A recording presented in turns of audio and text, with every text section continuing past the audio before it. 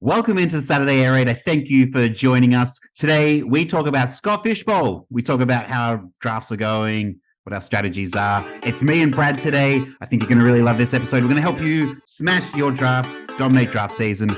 Thank you for joining us. Hurts lost it for Smith. It's a touchdown. Devontae Smith. Bijan Robinson. Give him the ball. Touchdown, Texas. He's got room. Lamar Jackson. Open field. Inside the 20. He is in. Lamar. Spectacular.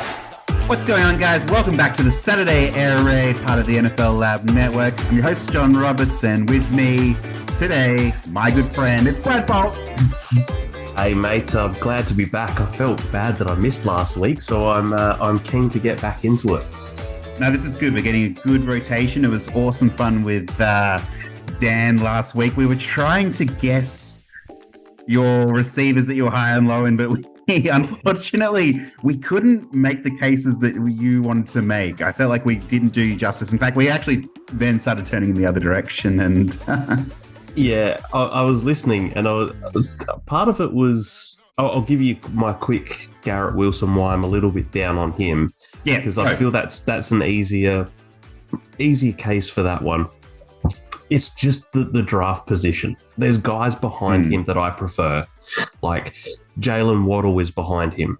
I prefer Jalen Waddle because that Miami offense, it's running backs, it's Tyreek Hill, and it's Jalen Waddle, and that's it. Yeah, that's fair. I've got Jalen Waddle one spot ahead of Garrett Wilson, so I can agree with you there. Yeah, and I like Chris Olave just that little bit better because really, yeah. Yeah, I think it's something similar. Like, I don't have faith in the other receivers on New Orleans. So, like, a lot of people are saying, "Oh, Michael Thomas." But until I see Michael Thomas play, I'm not going to believe it. So, Juwan Johnson had a really good year last year, but he was the touchdown guy. Like, he wasn't there for the yards. He wasn't taking a heap of targets. So, Olave, I like. It's just with Rodgers in New York, it's one of those things that I look at it now and I go, he's got his guys there as well by having Lazard there, by having Randall Cobb. Now, I'm not expecting them to take much away from Garrett Wilson, but just if I was in a startup draft and it was Dynasty and I had on the clock and I had to pick between a Garrett Wilson, an Olave, a Jalen Waddle, or an Amon-Ra St. Brown, I'm probably picking Wilson last out of those four. I just like the other guy's situation. Yeah, I just like the other guy's situations that little bit better. It sounds like hyperbole, but it is hyperbole, but it does feel like he's brought half of Wisconsin with him to New York. So yeah, exactly. And he's got a couple of tight ends at the Jets. Now, we saw obviously towards the end of his time there, he had a pretty good connection with Robert Tonyan, and so it's just one of those things that there's a few more mouths to feed, it sort of feels like, and I don't think it's going to be much of a drop off for Garrett Wilson. But to me, if they get those, he loses 2 targets per game to these other guys, or 3 targets per game. And there's the talk coming out that Rodgers is a real big fan of Corey Davis as well. Sure. Yeah, he's definitely a factor. So it's not that I don't like Garrett Wilson. It's just that I like guys more than Garrett Wilson. And you're saying at that cost, it's just too rich for you. Yeah, exactly. It's just that thing that, like I said, if I was in a startup draft, I'm probably picking the other 3 guys that I mentioned before, probably ahead of Garrett Wilson, just because I like and especially with someone like an Amon-Ra St. Brown, he's got no real competition there at the moment. Yeah. So you're looking at his competition and it's Marvin Jones, it's Josh Reynolds, it's no one. It is exactly. I was looking at the opening night sort of depth charts. I'm like, okay, how will the Lions do against the Chiefs? It's Amon-Ra. There's no one else. There's no one else. So Jameson's 6 weeks before he comes back. Look, this might also change too, because I actually think a sneaky, really good sign. Well, it's not even sneaky, but a really good signing for them that would completely transform this team is if they sign DeAndre Hopkins. I completely agree. I don't think it'll happen, but if it did happen, then that changes some of my perspective about some of those guys. So that was literally my whole cost. It was everyone's been hoisting Garrett Wilson up, but it was just one of my things where I was like, Jalen Waddle's had 2 seasons in the NFL and he's gone for 1,000 yards in both seasons. And last year he had 75 catches and he went for what was it, like 1,300 yards or something like that, something ridiculous. And it's like, it's just him and Tyreek are the only guys catching the balls in Miami. Yep, similar situation there to Detroit. It's just those guys' show. If you want to hear that episode, you should go back and watch it on YouTube. I'd appreciate that, and listen to it on Apple and Spotify. These string of shows have been going really well. I've been really enjoying them. Awesome programming coming ahead for the next few months. So through July, we're going to be doing some really cool shows on college quarterbacks that we like and that we might be thinking about drafting in 2024. We'll do sort of like a little sort of summer scouting sort of review of some running backs as well and wide receivers. Those will come through July. And then once August hits, we're going to start getting into the actual sort of preseason NFL games.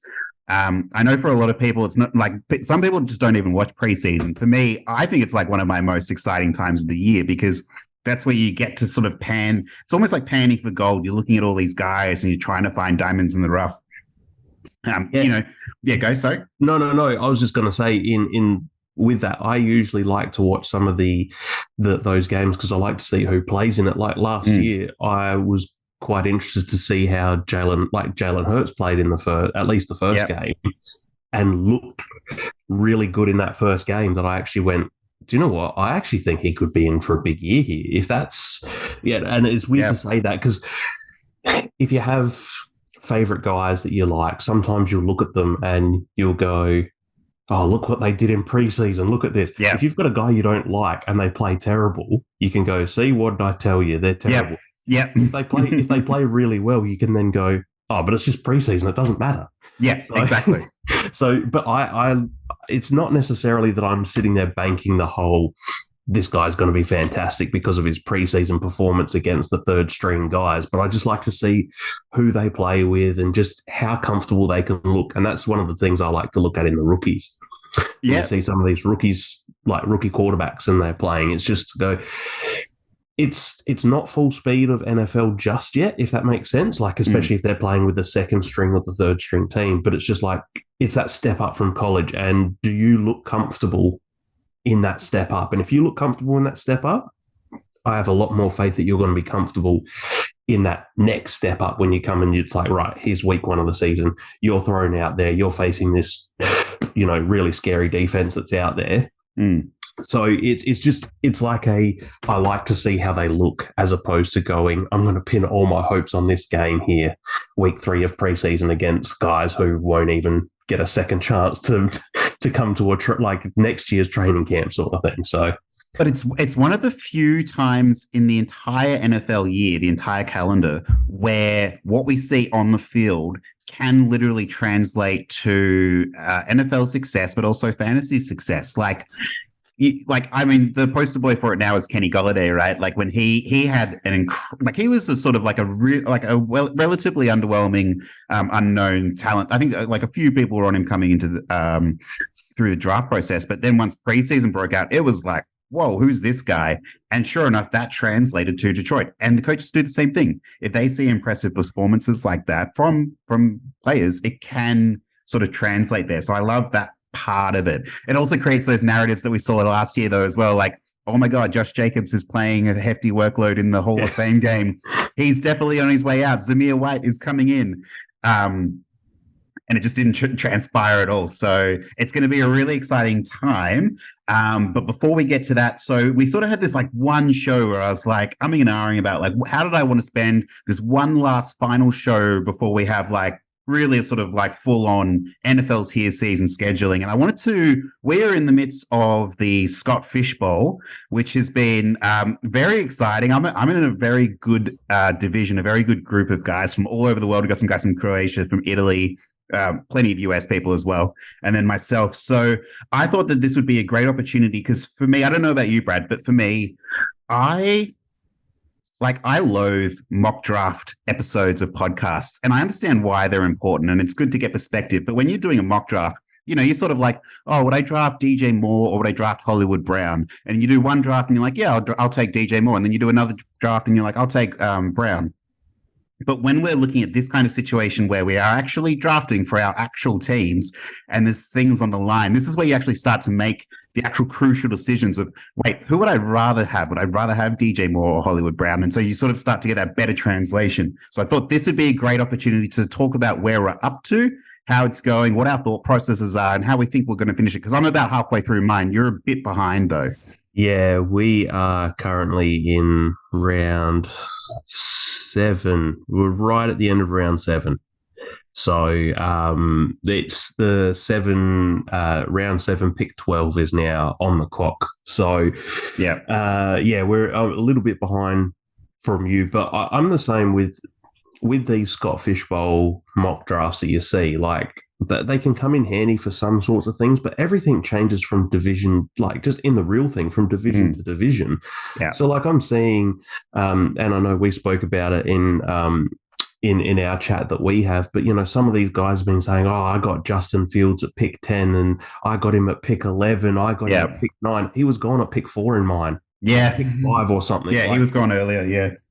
He was gone early. So it's sort of like, well, you're seeing a lot of these mock drafts and you can see guys that are like, oh, I got Justin Jefferson at pick, he was at pick 11 or whatever. And he's pick 7 in mine. He and Christian McCaffrey went right before I could pick, but that was helpful for me because so I peeked behind the curtain of my draft. So I got Justin Fields at the 109. He was my first pick, and then Justin Herbert went off. But yeah, Jefferson and McCaffrey were just before that. And if it was only possible because they didn't go quarterback first, those two people in front of me.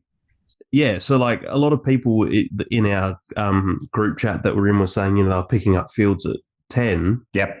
Fields went at pick 7 in mine, and Justin Jefferson went pick 9.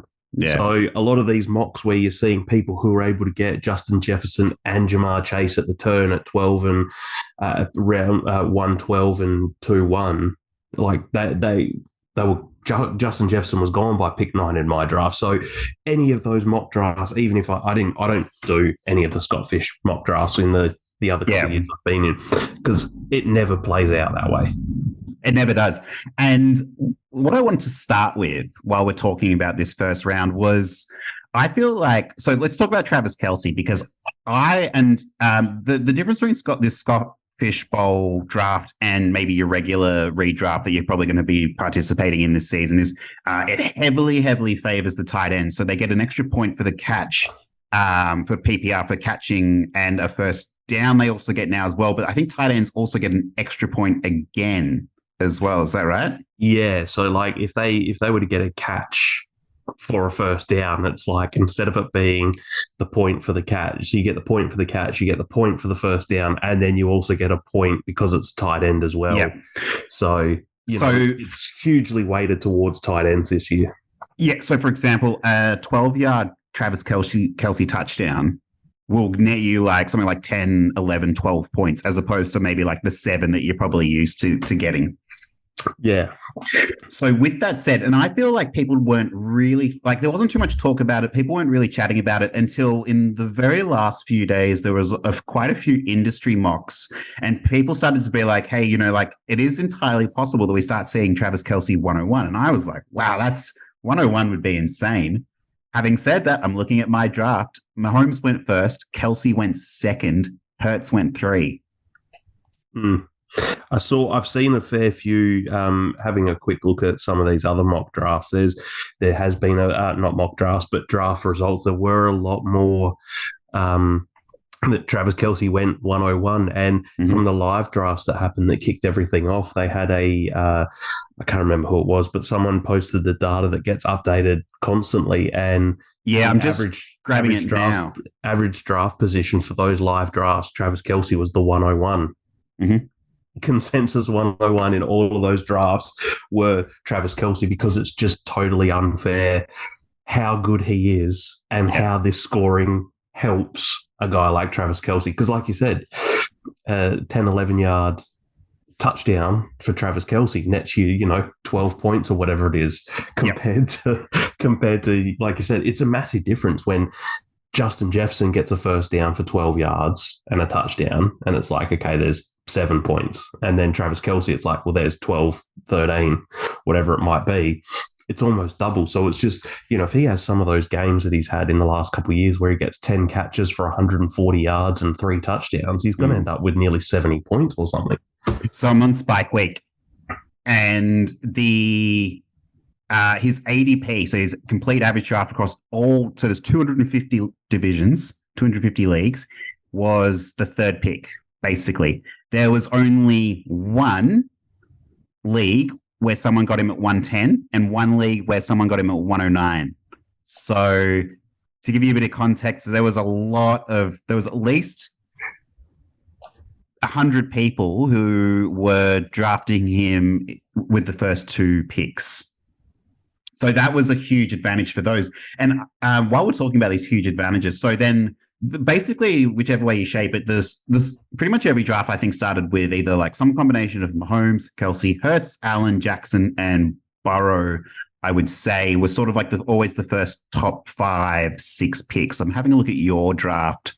Yeah, yours is exactly the same as mine. Yeah. I've always hated third round reversal, which is another crucial factor of Scott Fishbowl. However, this year I feel like it makes sense more this year than it ever has before, with all these dual threat quarterbacks and the top end, the premier talent. Yeah, so I mean, last year in the Scott Fish Bowl, I was picking from the 12th spot in a league, and it was mostly a bunch of the Aussie guys that we know. And last year in the Scott Fish Bowl, I started my first, because I had the third round reversal, so I started my draft off. My first 3 rounds, I went Justin Jefferson at 12, Christian McCaffrey at the first pick of the second round, and then with the first pick of the third round, I had Jamar Chase. Oh. That was how I started my draft last year. Then my next 2 picks after that were Trevor Lawrence and Justin Fields. Yeah, that's nice. So I ended up finishing in the top. I was going to say, did you win? I ended up finishing in about the top 150 in all the Scott Fish Bowl last year. That's amazing. So there's 3,400 in this one? Something like that. Yeah, something like that. So last year I think it was about 2,800 last year. And I think it was around the 3,000 mark again. Yeah, and I saw, I went back and I found a tweet that I had. There was a week where I actually finished in the top 10 for the whole week of Scott Fish Bowl. Out of all the 2,800, 3,000 people, I was number 10 for that week. That is amazing. I think I actually ended up having about 3 weeks 3 weeks last year where I ended up with over 200 points in these. And, this top 10 one that I finished, the only reason I ended up not finishing first at this, I think there was like a Monday night game where, might have even been like that, one of those Monday night games where Travis Kelce had the 3 or 4 touchdowns. Yep. And that was the only reason. 4 touchdowns, yeah. Yeah, I think that was the only reason why these 9 people in front of me finished with more points, was because of something like that. But I think you're right though. Like this year, that third round reversal has changed so much because of the tight end the drop scoring in. But the drop off is I think it's a lot sharper now than it sort of ever has been. Like if we look at the first picks: Mahomes, Kelce, Hurts, Allen, Jackson, Burrow. Wide receivers like Jefferson, they're not they don't hold as much value. So the other thing that I should probably mention is you get a 1/4 point per rush attempt.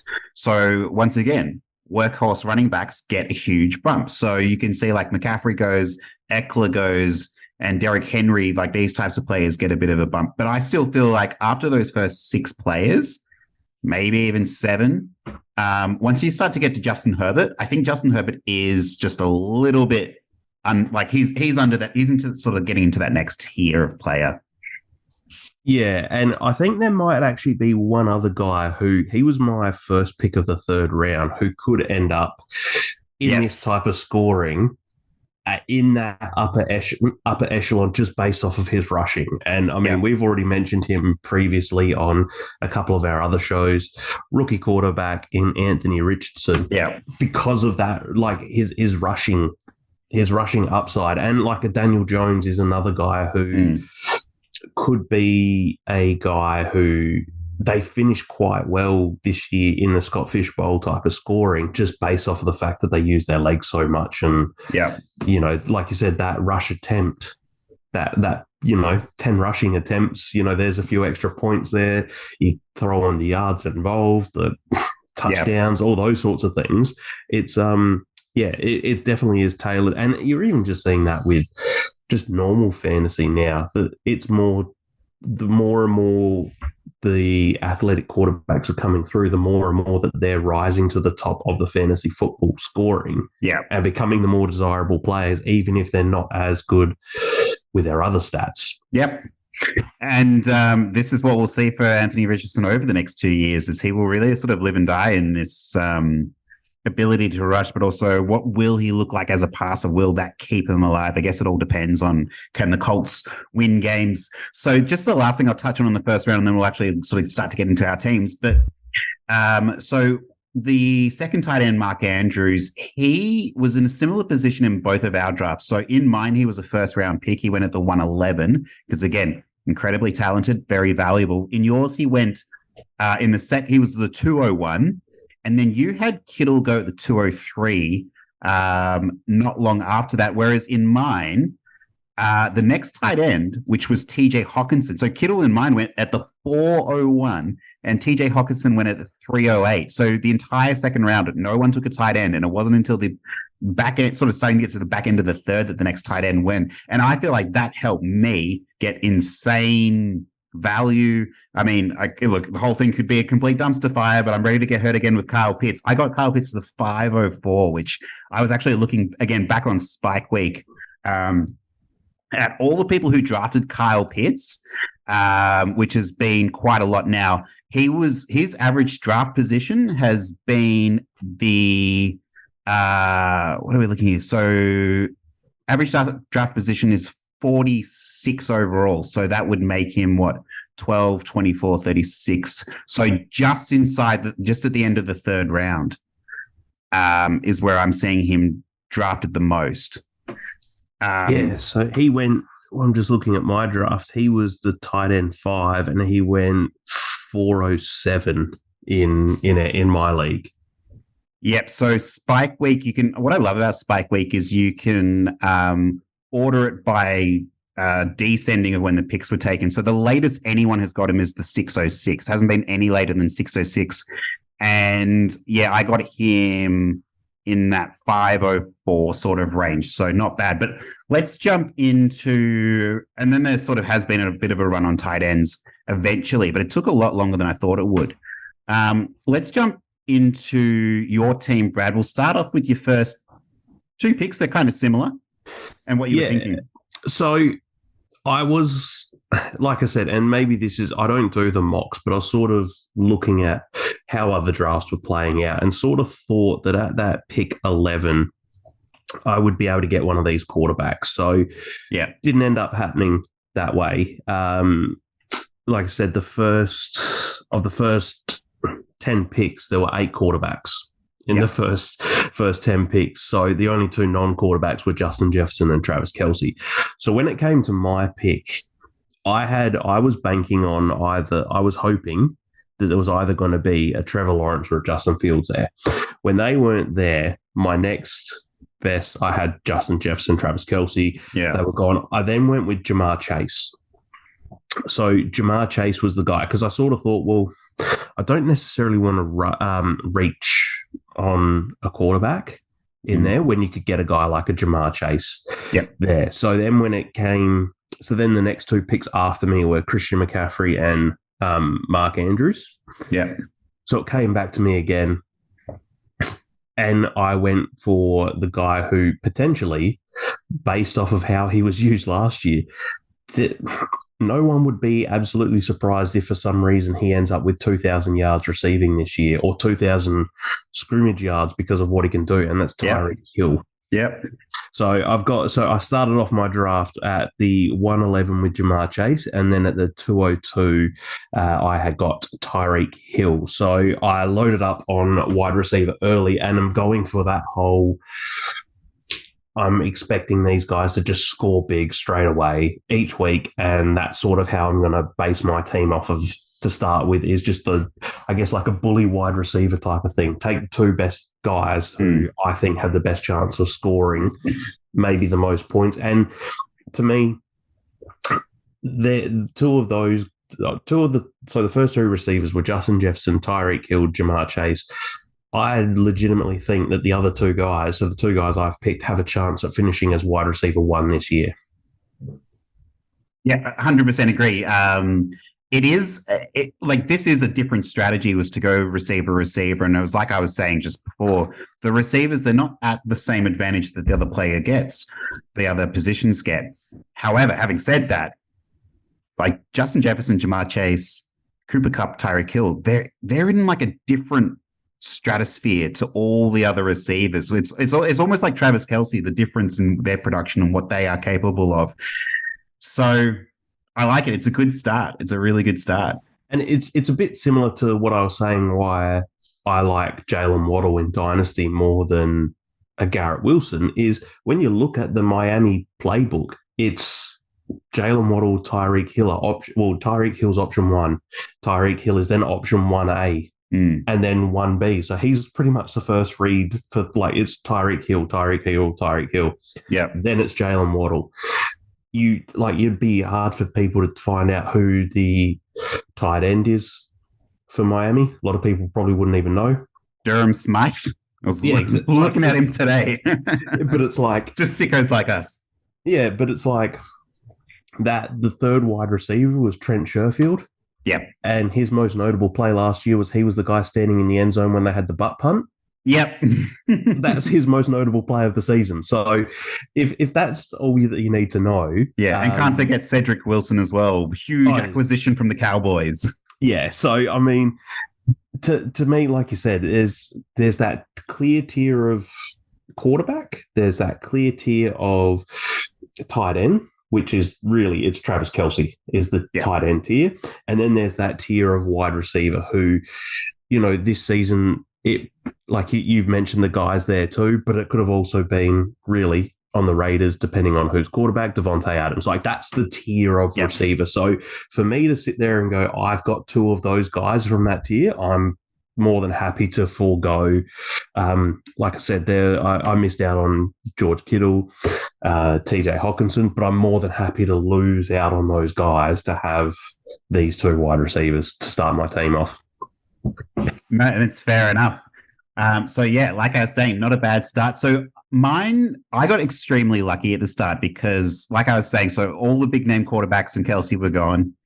Then Jefferson and McCaffrey went, which in no mock did I do that I ever end up in this position, but I was able to get Fields, which I feel very fortunate about, because in most mocks that I did, I was landing Justin Herbert and then really sort of struggling to think of who I was going to come back around with.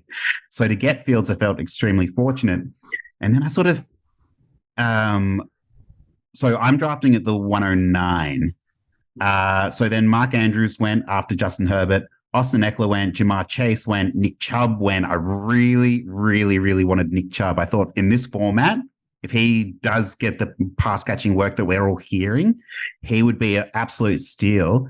And then once he had gone, for me, it was between Cooper Kupp and I was looking at Bijan Robinson. Cooper Kupp went, and it's funny because the person who took Cooper Kupp from me was sort of in a similar position, also looking at those two. I punted on Bijan Robinson, of course, not knowing how the draft is going to look going forward for me. And there's a lot of my team, and we'll get to it, where it's starting to reach the point where I think a lot has to sort of break right and fall my way to have a good team. So I did take Bijan Robinson. I think that I'm hoping he will have a Zeke type rookie season, a Barkley type rookie season. You know, my first year playing fantasy football was 2016. When I think I took Jeremy Maclin was my first pick. Russell Wilson was my second pick. And then my third pick was Zeke. And Zeke basically just took my team and carried it the entire season. So I'm hoping for that kind of happening again with Bijan. Yeah, and that offense with having the playmaking ability where he can play out wide, like, you know, he's a lot of these also receivers who get used in the passing game a lot almost feel like, in the way, they're the receiver version of the cheat code that the quarterbacks have. If they're getting a lot of receiving work as well, that's when you can utilize them in fantasy a fair bit, because, like I said, they might not have the best game on the ground running wise, but they've always going to get that work in the passing game as well to give you that little bit extra. So I like that pick. I like that pick. He was there for me to pick at the time, but as I said, try and go the two of the best in that pass catching group. But Bijan went at pick 6 at 206. Yeah. I felt like with no Jefferson, Chase, or Kupp, and no McCaffrey, Eckler, or Chubb, he was just like, this was sort of the next tier for me. I feel like I just missed out on one of those just elite players that everyone wants. And so, yeah. And look, the other thing you'll have to understand about the way I draft as well is there's a big part of me that does draft I draft the guys that I want to watch. And Bijan's someone that I want to watch and be able to cheer for on Sundays, or in our case, Mondays. So that was also part of it. I could have gone Derrick Henry, who went 209, but I wasn't feeling it. I'm not sure about Stephon Diggs as my second pick. Tyreek Hill could have been a really good pick. He didn't go till 211 in mine. And then Jonathan Taylor, I'm out on as well. So, I was fairly happy with the start of Fields and Bijan. Yeah. No, I like I said, I like that start as well. But I'm looking at my draft board, and I noticed that at the draft that I'm in, it has a lot of runs of a position group. Yours does. Mine does not. So it went quarterback, tight end. Then there was 5 quarterbacks in a row. So then that was round 1. So then we get to round 2, we get Eckler and Bijan, then Deshaun Watson went. So within the first round and a half, there was 9 quarterbacks gone. So then you look at the back end of that second round, it goes Nick Chubb, Derrick Henry, and Saquon, and then Tony Pollard.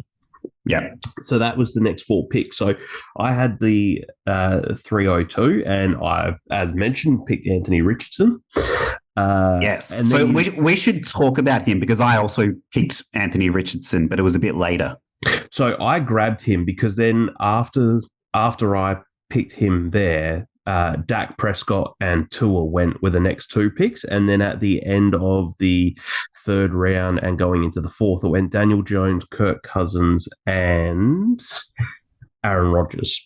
So I don't think that Anthony Richardson, I can almost guarantee Anthony Richardson wasn't going to be there when it came around for my next pick. So I had to get him, because I've also got in the league that I'm in, I've got Danny Kelly from The Ringer.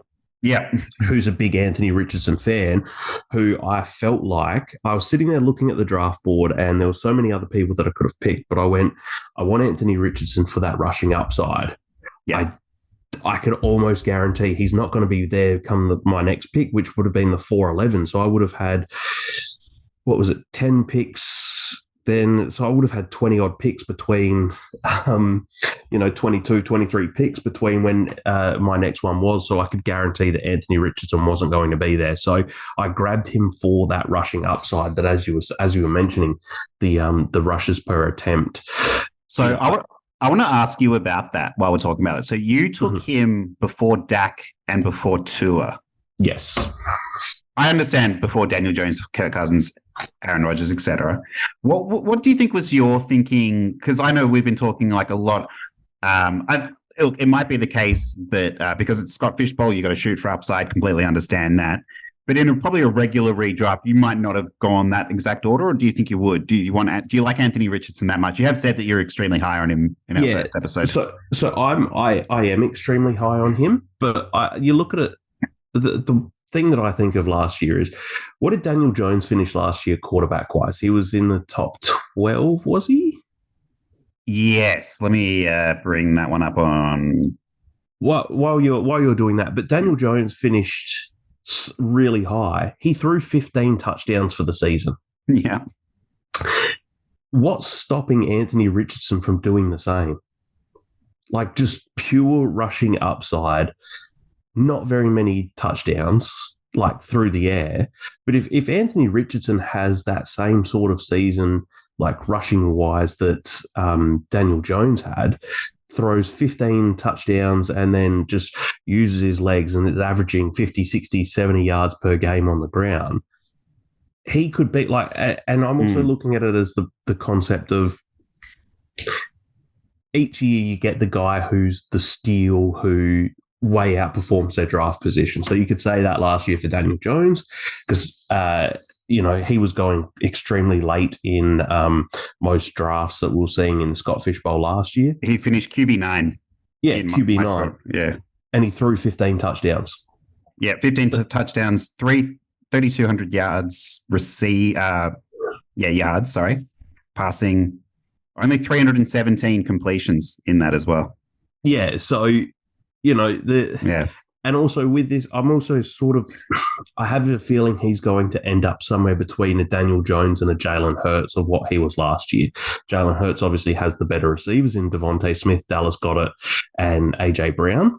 But he's probably got, like, Anthony Richardson's probably got better receivers than what Daniel Jones had on the Giants. When the Giants were having to trot out Richie James, who's a punt returner. These guys who... Yeah. Picking these guys up off of the scrap heap who weren't even on practice squads to play for them, and Isaiah Hodgins, just because Brian Dable knew him, exactly. No other reason. So I sort of think he could finish, like, his absolute ceiling, I feel like, is somewhere between what Jalen Hurts did last year and what Daniel Jones did. So I could honestly see him just off rushing upside alone, and with that Shane Steichen offense that he's going to be running in Indy, I could see him finishing in that like his absolute ceiling, that QB 6, 7, 8 range sort of thing, just based off of his rushing alone. So, and like I said, I really wanted to get him on a team. And I knew he wasn't going to be there from my pick. So I'm like, I'm taking him now. I want to get him. I want to get my quarterback. And then going then into round 4, we had a bit, as I mentioned, we had Kyle Pitts go. So I ended up taking the 4-11. I took Dallas Goedert as my tight end from there, which I actually feel like is actually pretty decent value. Yep. And a guy who will get targeted a fair bit in that Philadelphia offense. So, like we said, we're trying to pick these guys who are at tight end who have that chance to do really well, have that ability to, I guess you could say, get those extra catches that make that little bit of a leap. And he's definitely one of those guys. So he was my first tight end that I got off the board. Who did you get in round 3 and 4? So I did take Amon-Ra St. Brown at the 304 with that third round reversal. CeeDee Lamb and A.J. Brown had just gone in front of him. Devontae Adams was on the other side. I'm not huge on Devontae Adams this year. I didn't take Jalen Waddle because I've got him on my dynasty team and I like to diversify. I don't like having the same players on all my rosters, which is not good strategy as well. But I just, if you lose one, you lose, like, your entire fantasy season is over on all your teams. So, and then Garrett Wilson was one of the other ones that went in the 4th round. So I thought, considering the elite receivers had gone, Amon-Ra, I'm keen to get a piece of the Detroit Lions this season, and I'm glad I got him there. So then there was a run of Daniel Jones, Josh Jacobs, Tony Pollard, TJ Hawkinson. So TJ Hawkinson was the 3rd tight end taken, and it was at the 308. So like I was saying before, all our tight ends got really far pushed back. George Kittle went at the 401. So once we got to Tua going. So Tua went 311. Aaron Rodgers went 312. And I'd said to you guys in the group chat, I was sort of like, hey, I think I've got this like insane, crazy idea. I'm thinking of taking Anthony Richardson in the 4th round with my 409 pick. And then, of course, we started to talk about it, and I was like, oh, wait, that's not crazy at all. In fact, if he's still there at 409, I'll be insanely lucky. So I had this probably, I'd say, about 8 to 12 hour period where I'm just sitting there watching my draft unfold. Tua goes, and I was sort of thinking, okay, between Anthony Richardson and now, there's still Tua, Aaron Rodgers, Geno Smith, Jared Goff. There's people after him as well, like Russell Wilson, Jordan Love. Maybe people are interested in them, but I will need some sort of miracle to break my way in order for that to happen. And when Tua went, Aaron Rodgers went next, Kittle went, and then Geno Smith. So 3 of those quarterbacks that I mentioned all went within 4 picks. And I was like, okay, that's it. I just may as well move on. This is not going to happen because there's still a bunch of teams that needed quarterbacks. There's a bunch of teams who only had 1 quarterback, and I just considered it over. But then Ramondre Stevenson went, Jared Goff went, and then again, I was like, okay, Jared Goff is gone. Now Anthony Richardson's the next one up in the average draft position. Najee went, Garrett Wilson went, and then the person 2 picks ahead of me took Russell Wilson, and he was behind Anthony Richardson in ADP, but he didn't have any other quarterbacks at that point. He drafted other skill positions. So I think for him, in his mind, he was like, we're in the 4th round and I don't have a quarterback. I can't let that rest on a rookie who we don't know what he's going to look like. I think he wanted sort of a bit more of a known commodity in Russell Wilson, and that's why he went that way. And then lo and behold, the guy picking just before me, he already had 2 quarterbacks. So you're not going to pick a third. You're not going to go running back, quarterback. You're going to go to some other skill position. And I was like, okay, this is it. I've done it. I've got Anthony Richardson. And sure enough, here we are today. I thought that I thought I was incredibly lucky to pair Justin Fields and Anthony Richardson together. It's going to be a very run first team I'm building. It's going to be fun to watch, though. Yeah, 100%. And when you just back to your Amon-Ra, I was also trying to get a piece of the Lions on my team. Yeah. And I actually had marked down my guy who I wanted in that 4th round went 1 pick before me. Oh, no. So we had in the 4th round, Kyle Pitts goes at pick 7. Pick 8 was Najee Harris. Pick 9 was Travis Etienne. And pick 10 was Jahmyr Gibbs. Yeah. I wanted Jahmyr Gibbs so badly. And he was 1 pick before me. So I got sniped. But I got Dallas Goedert, which I'm glad that I picked up because the guy who was picking behind me, who took Aaron Rodgers, he then took Keenan Allen with his next pick. He had Mark Andrews. He actually mentioned, even though he had Mark Andrews, he was going to take Dallas Goedert to try that real, like, I'm putting my 2 tight ends out every single week and I'm going to absolutely boss everyone when I play them. Yeah. So it's what Dan's doing. Yeah. So then going on from mine, as I've mentioned, my draft was a full amount of just runs on position groups. So round 5, Keenan Allen went. Then after me, so I'll leave my pick for a second, but the pick after me was Devontae Smith, so it was wide receiver again. So my pick that I got in round 5 was T. Higgins. So now my wide receiver room is Jamar Chase, Tyreek Hill, and T. Higgins. That's nice. To go with Dallas Goedert. How do you feel about the same team stack pairing? It's not a stack, it's a pair. I'm trying to think of how to word this. If it was certain teams, I'd be worried. Yeah, and this is the thing. It's like the Bengals. It's a different beast. Yeah, it is. Yeah, and that's why, like, if I'd happened to been able to get Jalen Waddle, would not have been too upset about it.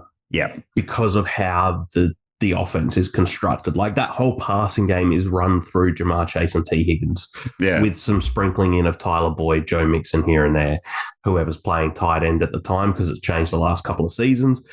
But if it was, say, I'm trying to think of it, Kansas City Chiefs, I'd be worried if I had 2 of Kansas City. So I'll give you an example. I acquired DK Metcalf today, and I've already got Justin Jefferson on my team. And in our rookie draft, which is coming up, I've got basically the start of the wide receiver run. So I could take Jackson Smith and Jigba and Jordan Addison, but there's part of me that's like, is that good strategy? Is that good process? I don't like always having the same receivers on the same team on my fantasy team, because you sort of do cap your upside at some point. You do, but I also think sometimes too, especially if you're playing Dynasty, it depends on who that other receiver is. So for me, like having DK and then getting Jackson Smith and Jigba, I don't think that's the worst thing in the world, because how many more good years does Tyler Lockett have?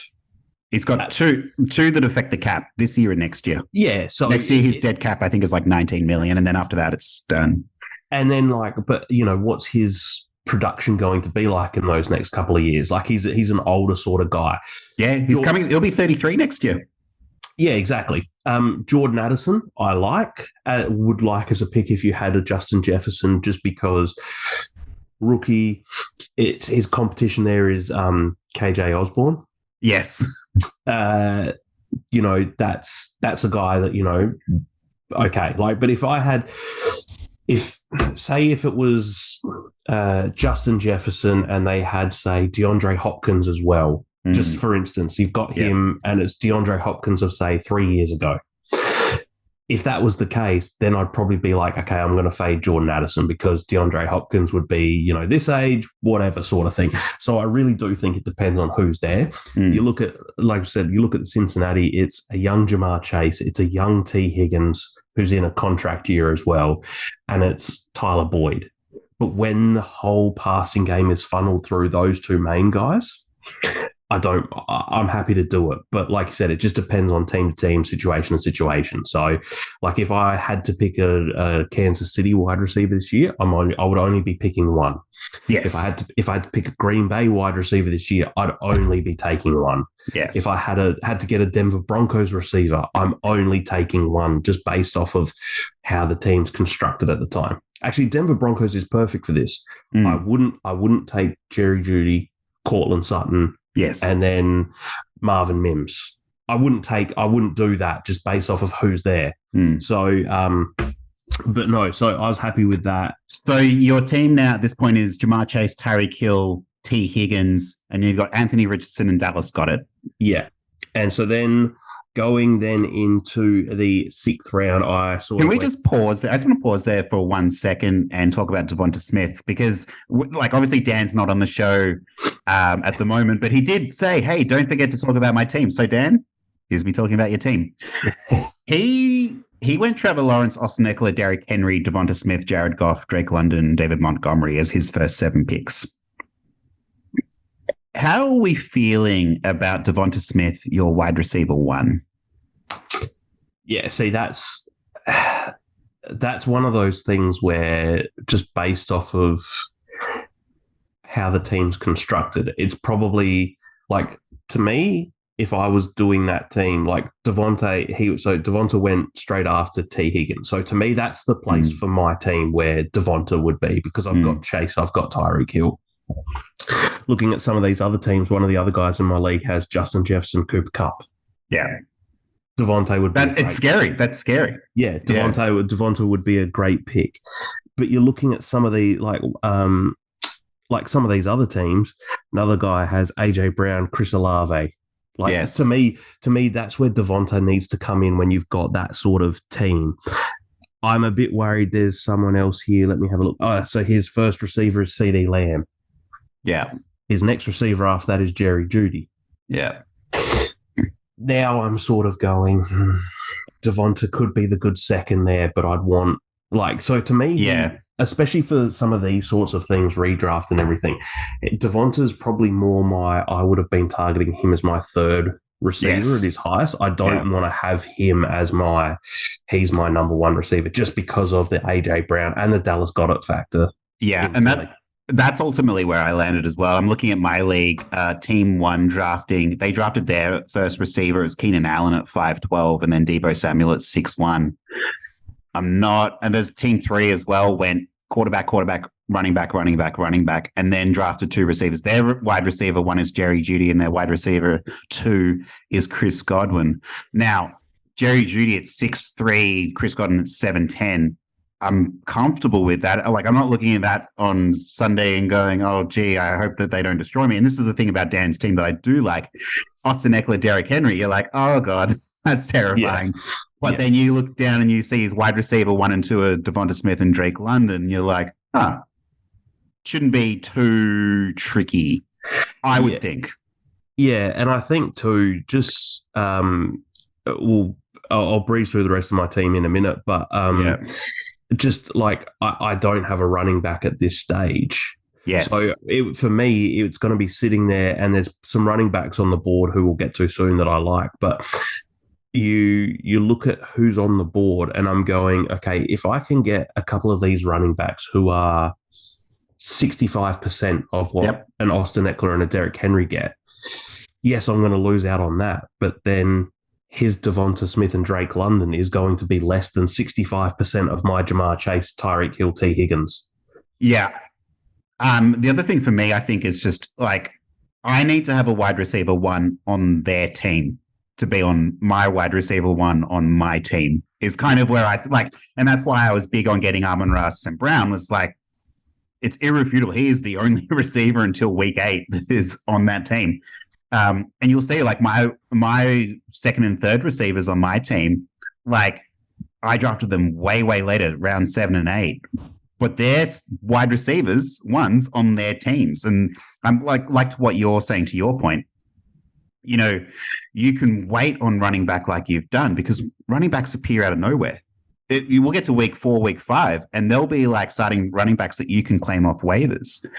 And there's also like, and we'll continue on to my teams as soon as well, but you see some of my later picks in the 6th and the 9th, like they're still starting running backs on their team.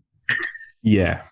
And so that's sort of where I'm sort of leaning. I wanted to get some of the elite number ones. T. Higgins, too, to me, could be a number one on any team that's nearly any team that's not the Cincinnati Bengals. For your wide receiver 3 to still be that kind of caliber of elite wide receiver, it's awesome. I'm happy with that. So after that, I decided to. So after my T. Higgins pick, I decided to. So I've only had 2 picks since the T. Higgins. So I went, and it was just literally based off of who the best quarterback available at the time was, and that was Bryce Young. I grabbed him once again. No. Was that not part of the process? No, I wasn't actually going to get Bryce Young. I got to that round. I went, I want a quarterback. So the quarterbacks that went. I can see, having seen the quarterbacks going after Bryce Young, I can see the logic. Yeah, so Matthew Stafford went beforehand. Then it was Jordan Love, Derek Carr, and Kyler Murray, who I don't like. Is Kyler going to play? I don't know. Yeah. So I grabbed Bryce Young. Also, too, there is a chance he might do a bit of running as well, use the legs. So once again, it's that prospect of upside from there. And then my final pick that I had is I went to grab I started another mini tight end run from this. I grabbed another tight end, and I grabbed Evan Ingram, who was practically a receiver as well. Yeah, exactly. So I grabbed him ahead of Pat Frymuth and Cole Kmet, and then later was David Njoku.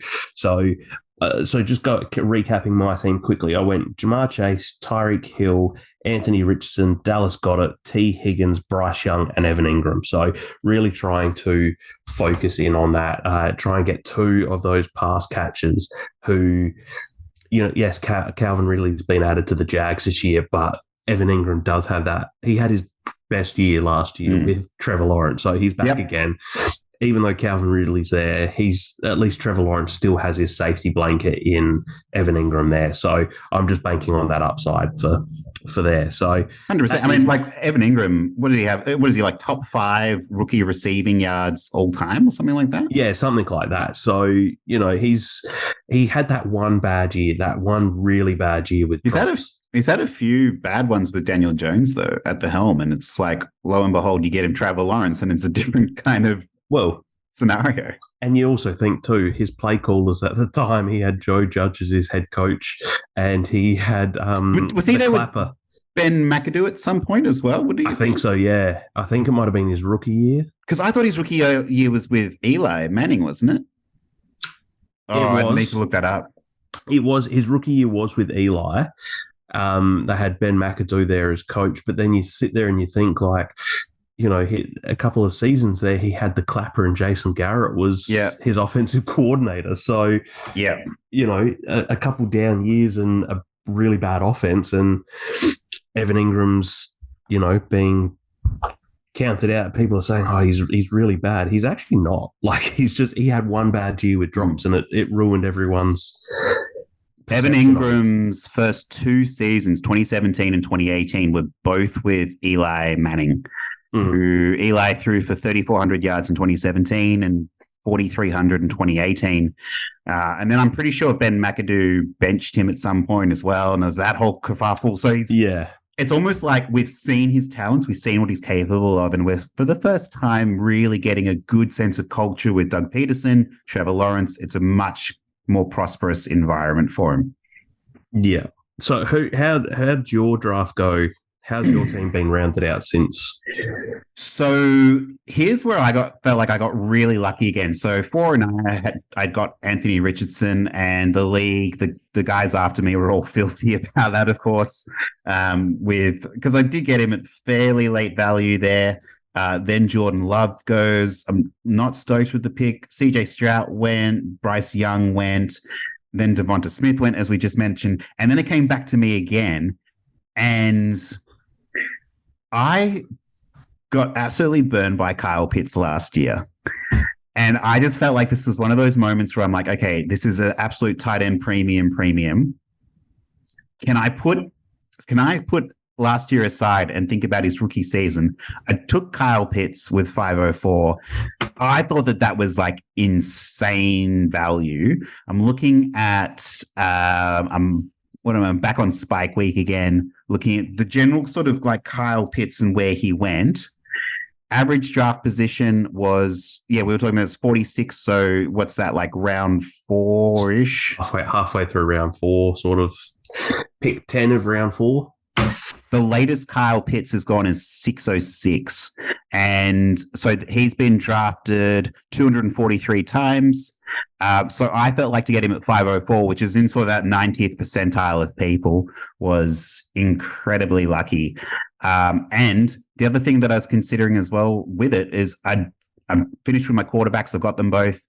I've got my tight end now. I've got a good RB1. I've got a good wide receiver 1. And now I'm at this point where I could just start smashing out receivers and running backs that I think are in good positions on their teams that could really make a difference. So the only other one that I would have taken ahead of Kyle Pitts, so then Olave and T. Higgins went, and DK Metcalf. I was really strongly looking at T. Higgins in that spot. But again, just with the wide receiver nudge down, I thought I could probably wait on that. Yeah.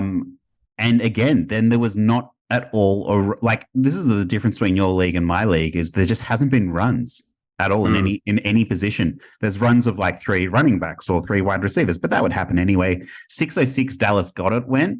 I thought that was a good pick. Pat Freiermuth went later, and then it came to me at 609. So I took James Conner here. I felt like, and I really, really wanted Miles Sanders as my RB2 on my team. I thought if I could get Miles Sanders on my team as an RB2, I was just absolutely in such a good position. He went 2 picks before, very upset about that. And I really felt like James Conner, at this point in the draft, he's really the last sort of like 2-3 down back, really good pass catching upside, doesn't have a lot of competition in the Arizona backfield. He's going to be relied upon a lot with Kyler being out in that position. And the running backs that went after was J.K. Dobbins, DeAndre Swift. I'm looking at Dalvin Cook, doesn't even have a team. Alexander Madison, Rashad White, Alvin Kamara. Like these guys who's like Alvin Kamara, he's going to miss 6 games. Javonte Williams was going a bit later. Like I just felt like there was really no one left at all who was of the same value as James Conner. Just sort of like that last final running back that I could get. Yeah, and I mean, I actually round out your team, and then I'll finish my point. Just because I'm just looking at who's still available in my league. So yeah, so if you finish off your team, then we can just talk about a couple of the guys who are still available, because that leads into one of my points. So I'll save it till you've finished. I'll go quickly because we're smashing through time. I hated my next pick. I took DJ Moore 704, but we were talking about it beforehand. The only world in which I would draft DJ Moore is if I had Justin Fields. I had him. I want that stack because at least you've got that upside. And he was sort of going in that range anyway. A lot of other leagues were drafting him. The wide receiver before him was so Hopkins went before him. Ayuk went before him. I really liked Ayuk and I really liked Hopkins. And then after DJ Moore was Terry McLaurin, Drake London, Chris Godwin. Like, I'm looking at those receivers and I'm not completely flush with them. So I was happy with that. And then another run on receivers, and then back to me again. I went back to receiver when I woke up this morning. It was very disorientated at 6:30 a.m. I did take Hollywood Brown there. Again, same thing. Number one receiver on their team. I don't know what the production is going to be like, but he hasn't got a huge amount of competition. I think if it's Colt McCoy, he can run an offense. And in some bizarro universe where Kyler Murray's healthy and is in September, that's going to be a hit. Like, that's going to be a fantastic pick. Again, this is the thing with my team that you got to bear in mind. Justin Fields has to be great. Bijan has to get off to a hot start. Anthony Richardson has to be great. Kyle Pitts has to recover. James Conner has to overcome the Arizona Cardinals. DJ Moore has to, hit with Justin Fields. There's so many question marks, but there are things that I think can break right for me. And then my final pick, 904 so far, where, like I was saying, we're halfway through the draft, is Rashad Penny. Similar to what I was saying with James Conner, so DeAndre Swift in my draft went 612, and I got Rashad Penny at 904. I flat out think Rashad Penny is going to be better than DeAndre Swift this coming season. I don't know, and I don't think that everyone completely agrees with that. I think if he's like 100% healthy, though, he's an amazing runner. I think that's the problem, though, I think baked into his draft position there is that he's never healthy. Like, he's had one good healthy season, and we saw what he could do when he was healthy, but it's just the fact that he's just not healthy, so that makes him drop down. And like I said, if you could guarantee, if you put DeAndre Swift and Rashad Penny on the same team, like on the field, and you let them play out the whole season, and you can be like in Madden, you can turn the injuries off so that you can guarantee that they're both going to be healthy. Yeah. Where, I wouldn't be surprised to see Rashad Penny finish a lot better than DeAndre Swift. Yeah. Because DeAndre Swift too has that same, he always feels like he's injured sort of thing. Like, he's just a younger version of it. So, but that's what I mean. He's similar position. Also, DeAndre Swift relies really heavily on pass catching upside, which we know in these offenses, it's not there. We talked about Miles Sanders when we did our running backs preview, like the other week. That he got his lowest catches for the season. It was like 25 or something, wasn't it? Like, so what is DeAndre Swift in that position? Whereas you look at Rashad Penny, season 2021, played 10 games, 750 yards, 6 touchdowns, 6.29 yards per carry. Like, he has all of the ability and all the talent to win that job and be that what Miles Sanders was last year. And Miles Sanders was great last year just on rushing ability alone. So I think it's there. He's got to stay healthy. So, but as an RB3, I'm perfectly comfortable with him as my RB3. Yeah, exactly. RB3 for sure. It's a thing that, as you were sort of saying, with Dan, with his team having Devonta Smith as his wide receiver 1, if he was your RB1, well, yes, that's a different conversation. But yes. Okay, let's round out the show. Let's talk about what a couple of our ideas are going for the next couple of rounds, or maybe just for the rest of the draft, or players that we like, players that we think we might try and reach for. Because we are, I don't know about you, I'm at this point in my draft now where ADP almost doesn't even matter anymore. It's just sort of like, where do we think people will go? I'm perfectly happy to sort of go down 20 picks and be like, oh yeah, there's that player I really like, bump him up. Yeah, so I mean, as I was saying, we're just about to hit round 8. We'll hit sometime in the next couple of hours. But this is where I feel like with my wide receiver room, I'm in a really good spot by having Chase, Hill, and T. Higgins, because these are the wide receivers who, I'm just going to read off a bunch of names here. These are still guys on the board at the moment in my league. Mm-hmm. Mike Evans, Chris Godwin, Michael Pittman, Christian Kirk, Terry McLaurin, Tyler Lockett, Deontay Johnson, Brandon Cooks, Brandon Ayuk, Juju, Zay Jones, Jacoby Myers, Hollywood Brown, Odell, Gabe Davis, DJ Chark, Jahan Dotson, George Pickens. So these guys are still available in there. So they're loaded, yeah. So, if I... And this is what I thought would happen when I took Amon-Ra St. Brown at like in the third round. I wanted that elite one, but then I thought, we could get to round 7, 8, 9, 10, and there'll still be a lot of good receiver talent there. Yeah, exactly. And then looking at the running back, so that's where, because obviously I'm happy to admit this now, because by the time this episode comes out, this next round or two would have happened. So that's why I can say it's like, because there's about a day between us recording and actually the episode coming out, so no one's going to know. So, but looking at the running backs at the moment, there's James Conner.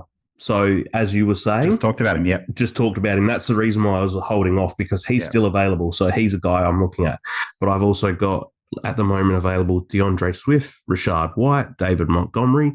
Alvin Kamara is still there, but he's a guy for me that if he happened to be there in round 11 or 12, and I've sort of filled out a few of my other spots, if he still happened to be there, he might be a guy that's a later round dart throw just to see what happens. But, I mean, we've still got Khalil Herbert, Brian Robinson, Isaiah Pacheco, AJ Dillon still there, Zeke, Raheem Mostert, Leonard Fournette, Jamal Williams, Devin Singletary, Zach Charbonnet still there as well. Yeah. Damian Harris. So I'm sort of hoping that when it comes to my next couple of picks, I will be targeting, more than likely, I'll be targeting James Conner, David Montgomery, Isaiah Pacheco, and Zach Charbonnet. They're my guys.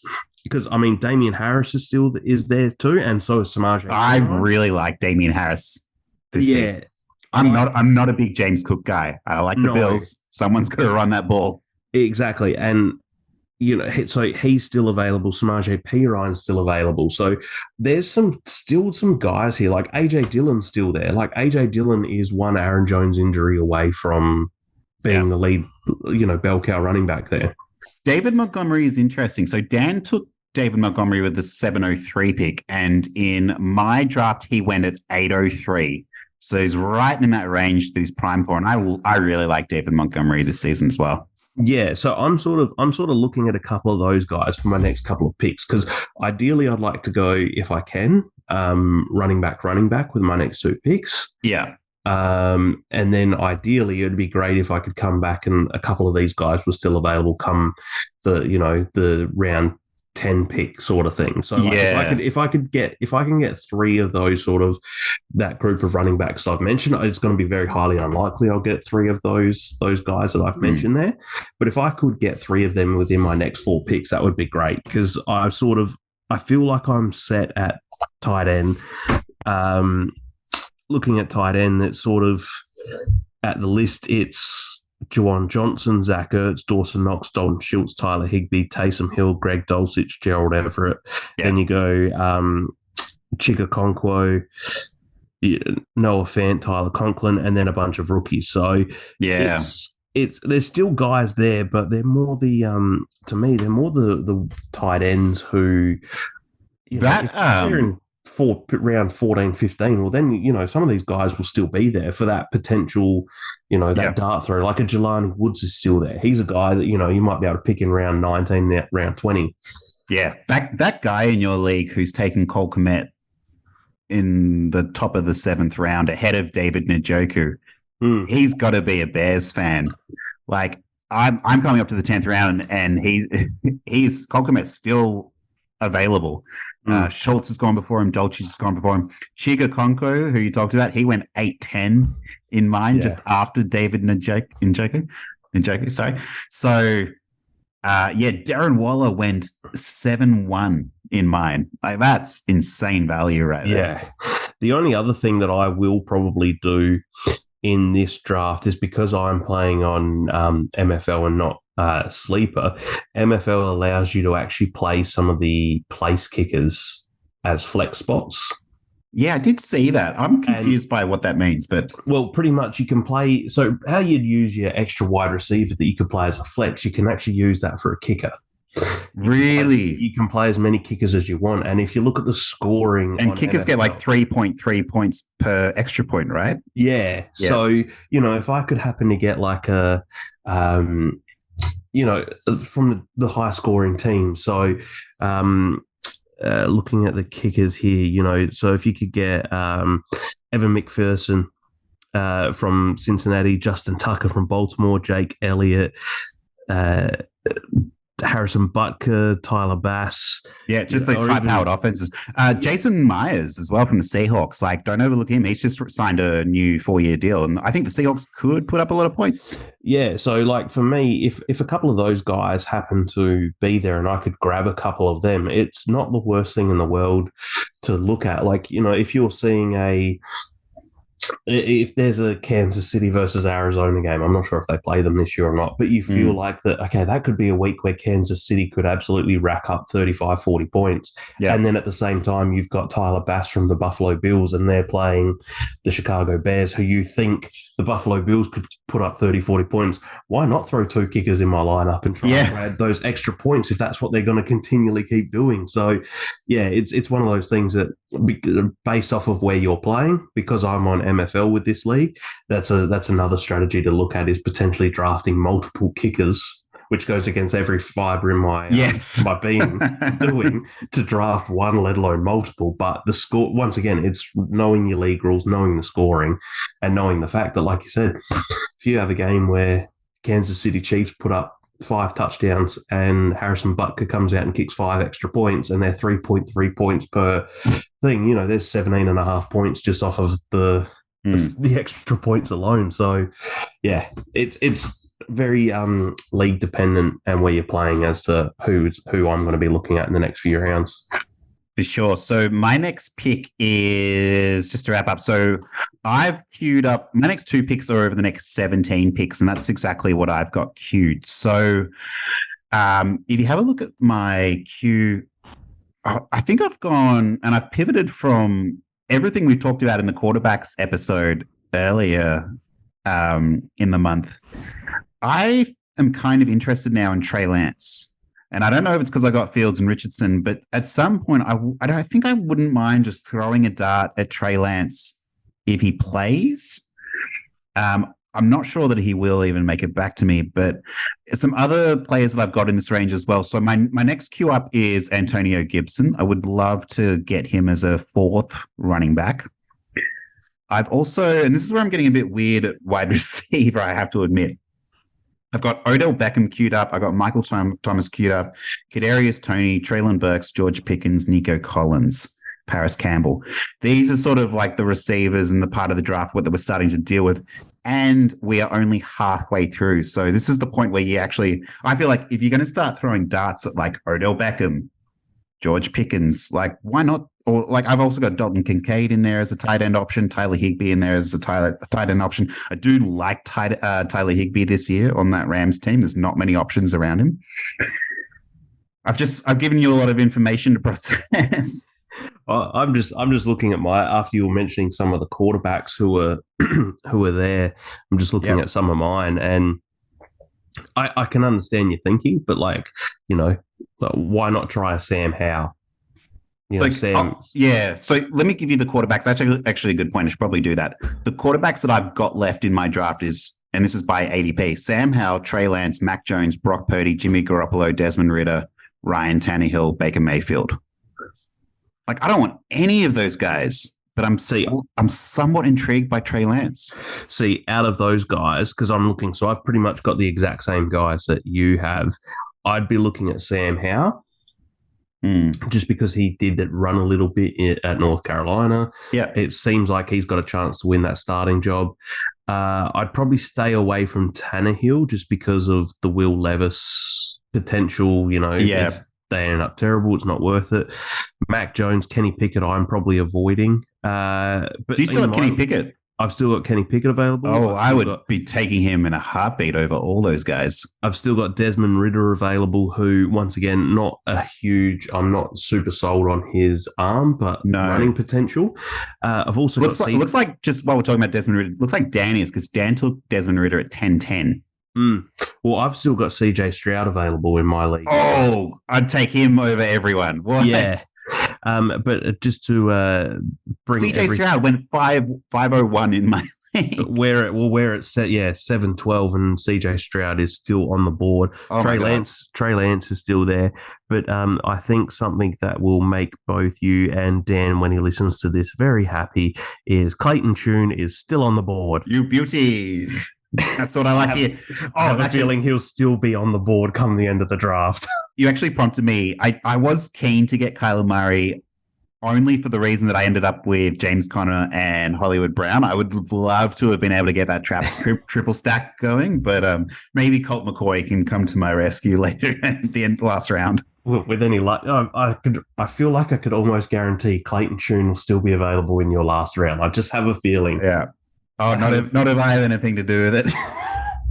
But you'll take him next round, and everyone will be like, Clayton Tune this early? What? Yeah, who? What do you make of these wide receivers for me? So we'll go to the running backs because I think it's fairly easy. It's Antonio Gibson, then all of the other players. And then the last sort of guys I've got is Zach Charbonnet, Jamal Williams, Damian Harris, Deonta Foreman, and Zeke. I'm kind of interested in Zeke this late. If he goes back to Dallas, I wouldn't mind him. Deonta Foreman, I'm also semi-interested in. But as we talked about before, Damian Harris, I think I'm really interested in Damian Harris on that Buffalo Bills team. I would be so in on Zeke if he goes to the LA Chargers. Or Rams? Chargers or Rams? Chargers. Okay. Just because Zeke's probably his best asset at the moment is his pass blocking, his pass catching, and his short yardage sort of runs. And what's the one thing that Austin Eckler has been crying out for another running back on that team? The guy who can come in and can pass block and can give him a bit of a break. So if Zeke somehow ends up on the Chargers, to me, that's like the perfect fit. I'd love Zeke on the Chargers just because they have changed to... and Kellen Moore. I was going to say reunited with Kellen Moore, like Kellen perfect Moore. marriage. So it's sort of he knows the offense. He's a guy who could come in, and so to me that would be a good spot. But I'm bumping him up. I'm bumping Zeke up. I also like Charbonnet. Yeah. I think like Kenneth Walker. Ken Walker is the main guy there, but I wouldn't be surprised. We all know Pete Carroll. We all know he loves to run the absolute crap out of the ball. You're going to think back to those days when they did have it, not that they played a lot together, but Chris Carson, Rashad Penny, where it's just the backs subbing in all the time. Like I could just see Charbonnet ending up, it could be a 60-40 split between Ken Walker and Zach Charbonnet. So they're my two guys from that group that I like the most. Okay. Let's finish. Odell Beckham, Michael Thomas, Kadarius Toney, Treylon Burks. These wide receivers are interesting. George Pickens, I'm kind of interested in. Nico Collins, I like. Some of the other wide receivers that are available here. So by ADP, it's Burks, Pickens, Dotson. I'm finding it hard to get excited about this Washington football team. Brandon Cooks is there. I also sort of semi-looked at. Gabe Davis, I'm not interested in. Jameson Williams, can't do anything with him. Rashad Bateman, as we talked about the previous episode, amount. Elijah Moore, Cortland Sutton, Zay Flowers, Alan Lazard. I'm really interested in Odell Beckham, and it's purely for the reason that they paid him so much money. He's getting paid to catch that football. Yeah, no, I can see that. Actually, the way you actually read out those first couple in the ADP is actually how I'd have them. Treylon Burks, George Pickens, Jahan Dotson. I actually think that Dotson could actually... I think it's going to be one of those, maybe not as, I guess it's a poor man's Tyreek Hill, Jalen Waddle. Has to be Jacoby Brissett, though, I think. I don't think Sam Howell can carry all these receivers. Well, see, there's really only two of them. Like, in that team, like, it's going to be Dotson, it's going to be Terry McLaurin, and that's pretty much it. Yeah. That's what I'm saying. Okay. It's like I'm thinking about Curtis Samuel as well. Yeah, see, Curtis Samuel to me is... Logan Thomas. Yeah, to me, it's like... That's what you're sort of, it's the poor man's Miami Dolphins sort of thing. It's the two main guys sprinkled in with a little bit of Curtis Samuel, depending on how that goes. Brandon Cooks, too, is another guy who I really like the look of. Yes. Yeah. Brandon Cooks, for me, out of all of those guys, now I think that Brandon Cooks would be my first receiver off the board. He's not even queued for me, but I'm 100% with you. He should definitely be. Because you think now too that Dallas offense last year, their receivers were CD and Gallup coming off an injury, and Dalton Schultz. You look at it now this year, it's a healthy Michael Gallup so the year after the year after. So it's the year after the knee injury. It's CD Lamb and it's Brandon Cooks. And then it doesn't really matter who plays tight end because they're not going to be that sort of same, they're going to fill that same sort of role as the Dalton Schultz, but to a lesser extent, if that makes sense, because you've got Brandon Cooks there. And all Brandon Cooks does is get 1,000 yards whenever he plays. Yeah. It's just every year it seems like he's 1,000 yards on the team or close enough to it. So he's a guy who I think could actually thrive in that offense just based off of the fact that, you've seen him the other years when he's been with quality wide receivers and he's still cracking that 1,000 yards. If he's got Dak throwing in the ball, he's got CD on the opposite side, he's got Gallup there. Cooks is a guy who I'd be actively going after as well. I really enjoyed what the Cowboys did there. In the end, ultimately, like getting rid of Amari Cooper was a mistake, but I like that they owned that. They looked at their team last year and they went, geez, we could have really used Amari Cooper right now in these playoffs. And they fixed that. They owned it. They fixed it by bringing in Brandon Cooks. I think it's going to be a similar situation. That always just reminds me of when John Gruden came back to the Raiders, and one of their first things they did before they traded Amari Cooper was trading Khalil Mack. And then their first game they played, John Gruden pretty much came out and he's like, do you know who would be really good? A guy like Khalil who we could have used. Is a guy like Khalil Mack. And it's like, well, you had him. So, but like you said, they at least, the Cowboys at least owned it. And they went, okay, who's going to be able to fill that role? Because we were at our best when you had CD, you had an Amari Cooper, and you had a healthy Gallup. You had the 3 wide receivers. That's to me is their best sort of thing. So CD, Cooks, Gallup, they're the guys who I'd be looking. Cooks is a guy who I'd be looking at going after this year. As a really late dart throw, this is what we'll finish on. I've never been a Michael Thomas guy unless he was at Ohio State. I have watched his successes and it's been impressive. He hasn't done anything since was it 2019? Was the last time we saw any relevance from Michael Thomas. Yeah. And he was smashing records, which was impressive. I'm looking at this Saints team. Derek Carr is going to be throwing the ball to Chris Olave, Tre'Quan Smith, Michael Thomas, James Washington, Keith Kirkwood. He's got Juwan Johnson and Foster Moreau, who he's got a previous relationship with. And then his running backs are going to be Jamal Williams and TCU, Kendre Miller. Mm-hmm. I think Olave is going to make a fantastic deep threat for Derek Carr. If Michael Thomas is even 70%, 60%, whatever, of what he was in 2019, he's still going to be a fantastic receiver. And I think this is going to be a good Saints team. I think they're going to compete hard with the Falcons for the division. What's to say? We're up to round 10, 11, 12. What's to like? I'm kind of interested in Michael Thomas there for the first time in my life. Well, see, I'm just looking at the Saints depth chart now, and I get what you mean, but for me, Michael Thomas would have to be a guy who's there in rounds like 19, 20 before I look at him. Really, that late? Yeah, because right at the end. No, but that can't be possible because like those guys that late, that's where you're getting like Mac Hollins, Tutu Atwell, but Laviska Shenault type. I'm pretty sure. The thing is, like you said though, Laviska Shenault has had more touchdowns in the last 2 seasons than Michael Thomas has played games. Yes. And Laviska barely plays for my Panthers. So, but like to me, looking at the Saints depth chart, like Michael Thomas would have to be around that because I'm not guaranteed he's actually going to play.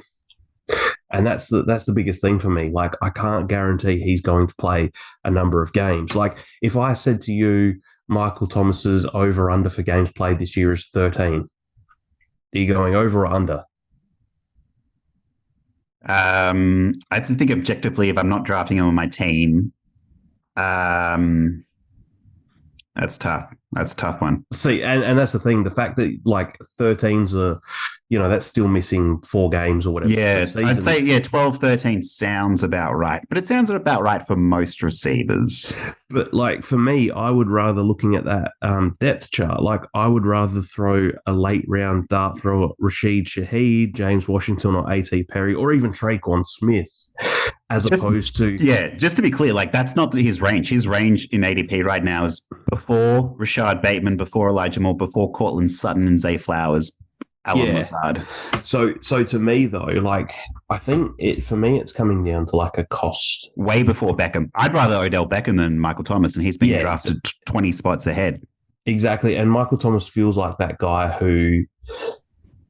Is it the Curb Your Enthusiasm meme? Yeah. No, it's from Arrested Development. Arrested Development. But what if it works for us? But it might work for us. That's pretty much how I see Michael Thomas, and that's why his ADP is so high. So, like I said, for me, he would have to be a late dart throw for me, because I would rather pick a guy like an A.T. Perry who's a rookie, or a Rashid Shaheed late, and feel. Even though they're not the names of Michael Thomas, for some reason, I already feel more confident they'll play more games than Michael Thomas. I'm just always interested in these post hype sleepers who it's like, man, so many people have been let down by Michael Thomas over the last 3 years. And that's where I love to like swoop in and be like, okay, maybe there's something there. But it's exactly what you said. It's like, it never works for anyone, but it might work for me. Exactly. No, that's good. Okay, I'm gonna bump him down. I'll bump Treylon and Burks up. I'm gonna bump George Pickens and Nico Collins up as well, because I like what we're talking about there. Juju Smith-Schuster, last one. Anything there? Real quick. I'm going to put him in that same sort of. I wouldn't pick him anything probably before about round 14, 15, probably. Just I don't trust the Patriots offense. That's going to do it for another week. Thanks for joining us. I'm glad to have your company, Brad. It was excellent. I feel bad that Dan had to miss out, but he'll be back next week, and we will return to regular programming as scheduled as well. You can follow Brad on Twitter at BradBolt1. You can follow me on Twitter at John Lloyd Robertson. You can follow the NFL Lab Network at NFL Lab Network, and we've got some really, really exciting things coming as well soon. I'm going to have another show soon as well, which is more along the sports betting lines as well, just by myself. Very excited for. Before we just jump out, guys, just if anyone is listening and you would like to jump in the charity league that Dan and myself are starting, True Blue Charity, please reach out to us. Dan, if you go to beard_82, Dan has all the details on how you can join. We'd love to try and get as many people in this league and raise as much money for charity as we can. So if anyone is out there who would like to get in, either reach out to myself, John, or Dan, and we will be able to sort you out and get you into that league and get you the details on how you can join. Couple of spots left. Brad, enjoy the rest of your weekend. Thanks, mate. You too. Do you like what I did there? Thank you. It is perfect. We will catch you soon. Good luck with the rest of your Scott Fish Bowl. Goodbye for now. See y'all.